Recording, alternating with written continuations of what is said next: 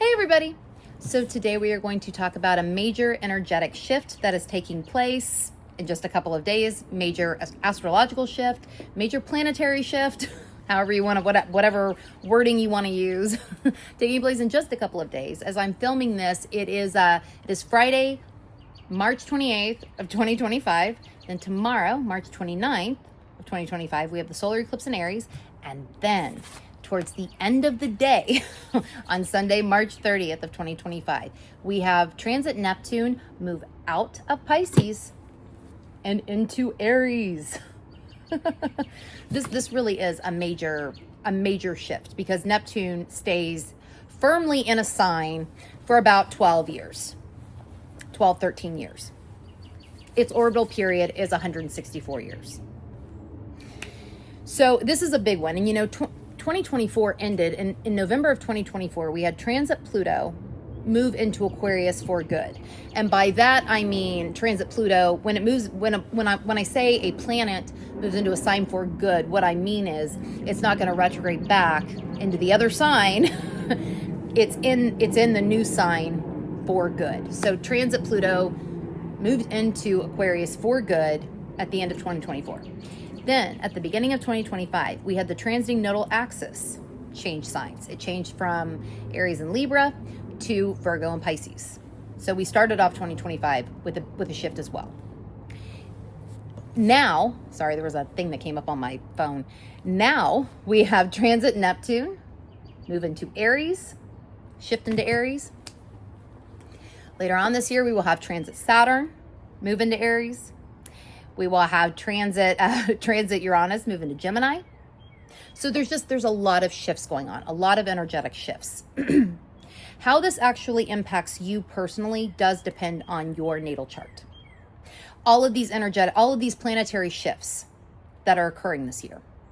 In a video like this, I'm going to talk about some possibilities, not really predictions, but possibilities, what transit Neptune in Aries could mean. What could it mean? What does it mean? What could it mean? Throwing out some different things that come to mind when I think about this. But what does it actually mean for you personally? That depends on your natal chart. What is transit Neptune in Aries doing to your chart? What planets is it making contact with? Things like that. You want to always look at that. So here is my chance to say, if you need help with this or you would like me to read for you, I will put the link in the description box, wherever it is on this video. I will put the link in the description box where you can get a reading from me. I still have people ask if I give readings. I absolutely do. If you would like one, the link for that to my website, saturnseason.com, will be in this description box. And also to throw this out there, through the end of the day on March 31st, I am offering readings on sale, Zoom readings specifically, not reports, but Zoom readings are on sale. Hour-long readings are 100, 30-minute readings are 50, normally 30-minute readings are 65, and hour-long readings are 120. And these can either be face-to-face where we are having a Zoom call together. That is absolutely fine. We can schedule something, or I can pre-record it for you, which is just essentially me just recording like I am right now, looking at your chart, and then I email it to you. I can do it either way. So if you are interested in that, again, the link will be in the description box where you can find that. If you are interested in these star cards, they are a fabulous astrological learning tool. I would think they were fucking fabulous even if I wasn't one of the co-creators of them. I really would. They really are a wonderful learning tool. If you want to learn this astro language, if you want to learn it, they are fabulous for that. So I will put the link in the description box below, next to it, whatever, wherever it is, wherever the fuck it is, where you can check these out further, where you can purchase them, whatever. Oh, and one more thing. I actually did a blog post about transit Neptune and Aries. So I will put the link in the description box where you can check that out if you would like to. If you're more of a reader than a watcher, would prefer to read this than watch this, I will put the link where you can check that out. This is something though that I have been talking about for a while. The first video I ever did, and I'll link the video too. I'll link it. The first video I ever did about this, the first time I think I ever mentioned this on this channel, was in like December of 2021. So damn near 3.5 years ago. Not quite, but almost. So I've been talking about this one for a while. And this cup feels kind of silly because this transit. Not like it should be a sad face, but I don't know. This transit's just, I don't know. I've been screeching about it for a while. I've been screeching about about transit Uranus and Gemini more, but this one has definitely been on my radar. Transit Neptune entering Aries has definitely been on my radar. Now, this video is going to deal primarily just with some ideas about what we could see under this transit. Now, as people that have been watching for a while, watching my videos for a while, do know that I am kind of a history slut, especially U.S. history. That is what I know best, but I live in the U.S. It is what it is. So, you know, I'm not going to go into that, though. That stuff will be in another blog post and another video. But, you know, one of the reasons that this transit has had my attention for years now is because, and I mentioned this in the original video that I did about this, it was like, I think it was the day after transit Neptune entered Aries in the 1860s. The day after the Civil War broke out. Battle of Fort Sumter. So, you know, that is interesting to me, especially with the state of the way this country is. Just how volatile it is. And also, transit Uranus was in Gemini at this time. We were just coming off the heels of transit Pluto square the U.S.'s natal Pluto. So there's, you know, there are just things. This transit has had my attention for a while for a bunch of different reasons. But this video is not going to go too much into that. I just wanted to throw that out there. Because really this transit's, you know, when I see people talk about this transit, maybe it's just my algorithm, and I don't know if the algorithm's like, Ellie, you need to be more positive. You need some more love and light in your life. I don't know. Because I'm really I like to think I'm pretty realistic, right? And the thing that I see the most, for whatever reason, is people saying that transit Neptune and Aries is like the spiritual warrior. Spiritual warrior. Okay, yeah, maybe. I mean, I'm not saying that that's not the case. It certainly could be. Neptune, you know, spirituality, being very spiritual. Aries can be warrior-like. So sure, absolutely. Could we be looking at a barrage of spiritual warriors? Sure. That would be, you know, that, yeah, maybe so. But there's something about that language that doesn't feel 100% realistic. And maybe that's me. Maybe that's my, like, Capricorn moon talking. I don't know. I feel like there are other ways that this transit can go as well. And again, you know, for you personally, it might be the spiritual warrior thing. And I'm not making fun of that, because there is validity to that, but it just seems a little too positive for everything going on in the world. That's kind of why I laugh. But it certainly is possible. Let's talk for a second though. You know, Neptune is a planet. So planets are what? Energy is wanting to be expressed, needing to be expressed, should be expressed, whatever, right? That is what a planet is. Now, we are not going to be talking about houses here, but the houses in a chart are where something takes place or areas of life. And then the sign is how energy is expressed. So Neptune is what is wanting to be expressed. So we're looking at things like, I'm looking over at my blog post to make sure that I touch on everything. You know, the keywords that I have here. They're keywords on the star card. But, you know, we've got things like clouding, confusion, martyrdom and martyr complex, illusions and delusions, faith. I think of, you know, Jupiter is belief. Neptune is faith. Sometimes blind faith, but faith. Oneness, wholeness, completeness, deception, escape. All of these things are things that Neptune wants to express, among other things that, you know, I didn't mention here. And then Aries energy. Aries energy is independence. It is action. It takes action. It's driven. It's instinctual. It's impulsive. It can be angry.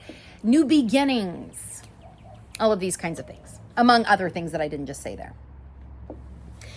Let me also throw out some dates here,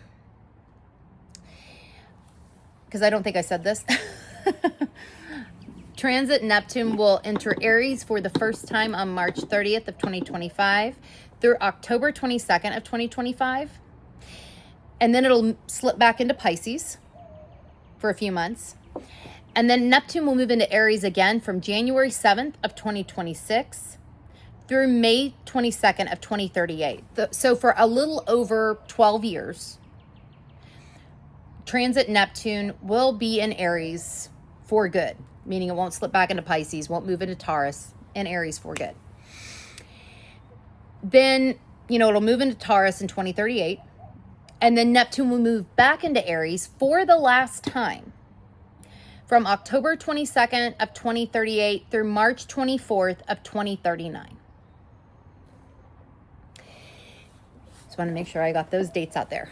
And they are on my blog post. If you want to look at it, read it for yourself, they are on my blog post. Okay, so in the blog post, things that I have, when I think about the question, because the original question that I had asked in the original video, when you think about Neptune and Aries, what comes to your mind? So when I think of that, I know in that video that I did in 2021, I had said something like, what are we fighting for? Not being clear about what we're fighting for exactly. Why are we, there's being confusion about fighting, lack of clarity about fighting, illusions or delusions about fighting. That still stands. I still feel like that is the case. I feel like it's a little, it's not like I want to be, I'm not sure how exactly to put this, but it's like, we know why we're fighting. Maybe. I think in some cases we might know why we're fighting, but there are reasons that we can't see, unconscious reasons, unseen reasons. All of this is also Neptune territory that we aren't seeing. I think there can also be just straight up confusion about what we are fighting for in the first place. Aries energy can be, warrior like, and it can fight. So that answer still stands. Some other ones, though, that I have are illusions, delusions of independence and freedom. I do think that is something that comes up. We already have this, here in the U.S., and I'll use this is an issue everywhere. This is a thing everywhere. How free are we really? Like here in the U.S., we like to say the land of the free. I'm not saying we're not. There's no freedom here. That would be ridiculous for me to say that. But I'm not sure that we are as free as we think we are. And I feel like things having to do with that notion could come up under this particular transit. Neptune can also be imprisonment. It can deal with imprisonment. And, when the Civil War was going on, that was about slavery. There were other things involved too, but slavery, putting into slavery. So the notion of that does come up. Now, while we don't have slavery in that same way, in this country, in that same way, slavery still exists all over the world, and it's fucking awful. It's fucking terrible. In 2025, none of that should fucking exist. It shouldn't. It just shouldn't. And I feel like under this transit, we might see something with that. Not necessarily that it stops all around the world. I fucking hope it does. But where there is kind of a light placed on slavery in forms of imprisonment that strip people of their independence. I think that's very possible under the course of this. I also think it's possible that a light kind of gets shown on the ways that people are perhaps not as free as they might think they are. Yeah, something like that. That's the way I would like to see it go. Now, it's also possible that people fall further into like Delulu land and don't want to face this, are afraid to face it. Aries energy, you know, while it is like warrior-like and all of that, and typically is thought of as fearless, Aries energy can certainly be fearful too. It absolutely can be. There can be a fearfulness with Aries energy. So, you know, there could be a fear in facing some of this as well. That's always possible. Manipulation by leadership and leaders, and or leaders who are manipulated. Neptune can deal with deception, right? There can be some manipulation there as well. Aries energy, people think of it as more leadership, taking charge. It absolutely does. But that doesn't necessarily mean that the leaders, the people taking charge, know what the fuck they're doing in the first place. Or if they're really even in charge to begin with. That's about all I'll say about that. Okay, also, some other things. Faith in new beginnings. This is a more positive way. You know, not like it could go one way or the other. This one is just more positive as it stands. Faith in new beginnings. I hope that we all can have faith in that, because we all can have a better world. That sounds really love and light and probably kind of silly, but we can. And my realistic Capricorn moon ass, Saturn rising ass, does feel like that is absolutely possible. But we have to have faith in it, that a new beginning is possible.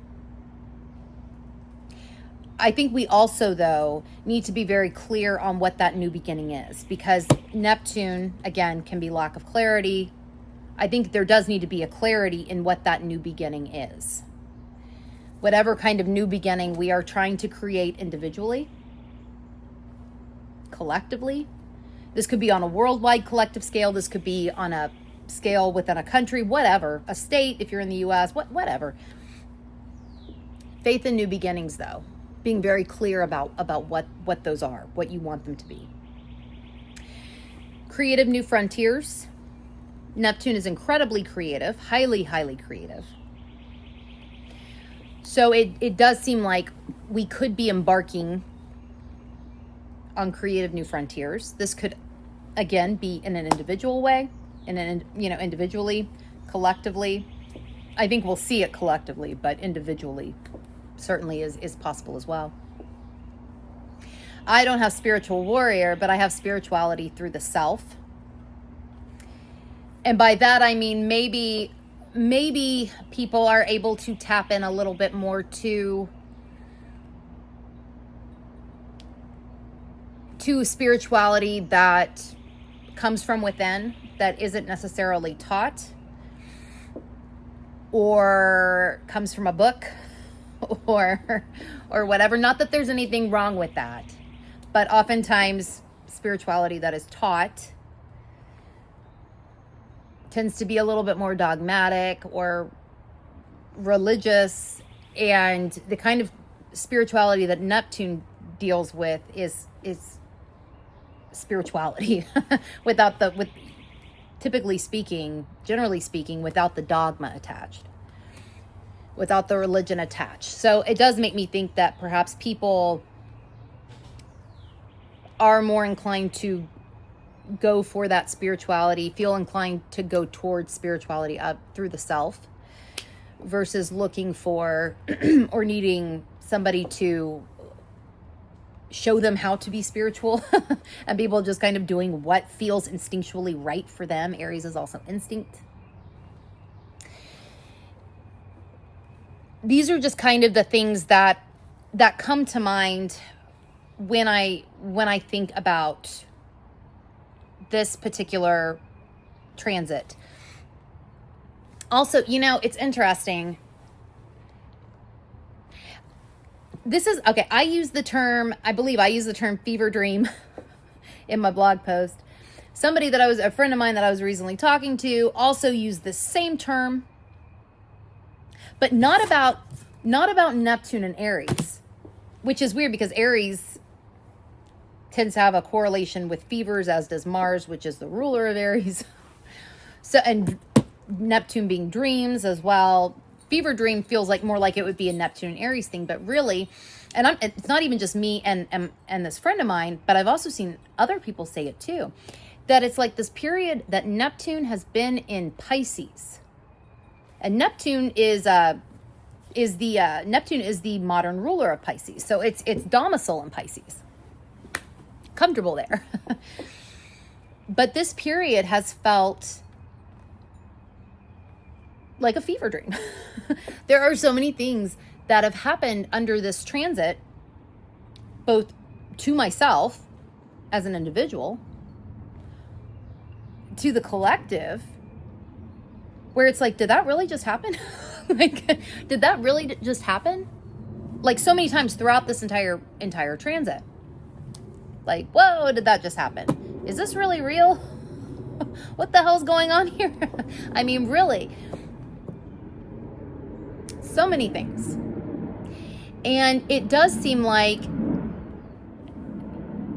yeah, I have here in the blog post, really the whole damn period of time feels like some kind of fever dream, and I have to wonder if there is a sense of waking up from this kind of fever dream that happens once Neptune enters Aries, or at least once Neptune has firmly settled into Aries.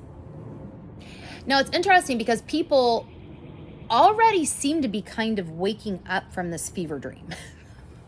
from this almost like unreal land, Delulu land.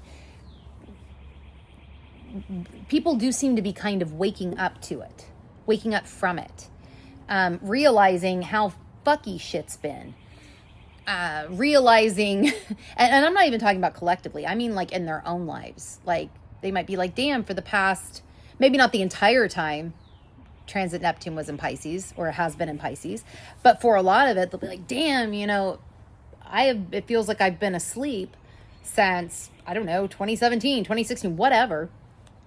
And now I'm finally starting to come awake again.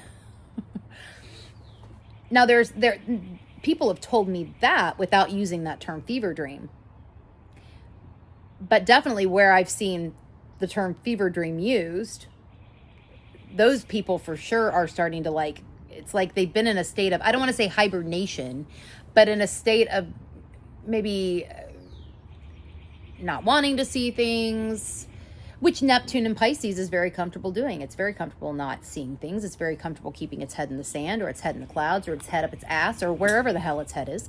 It's very comfortable doing that and not facing things. And it does make me think that transit Neptune and Aries is going to be a period of time where perhaps people are going to be more inclined to face things or feel like they should. That doesn't necessarily mean that they do. But it does seem a little bit more likely just because Aries does take charge. It does, or it wants to, it has a drive to do that. Whether or not it actually does or does it well is a whole other thing, but it is kind of wired that way.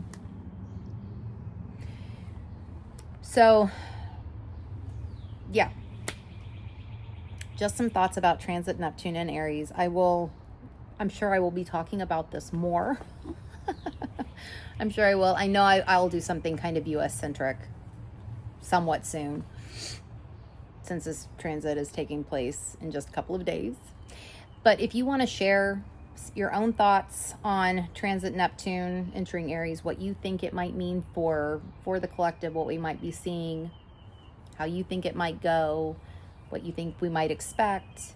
If you want to share what it's doing in your own chart, I love seeing what y'all have to say. I love engaging with y'all, so by all means, let me know. And yeah, I will talk to y'all later.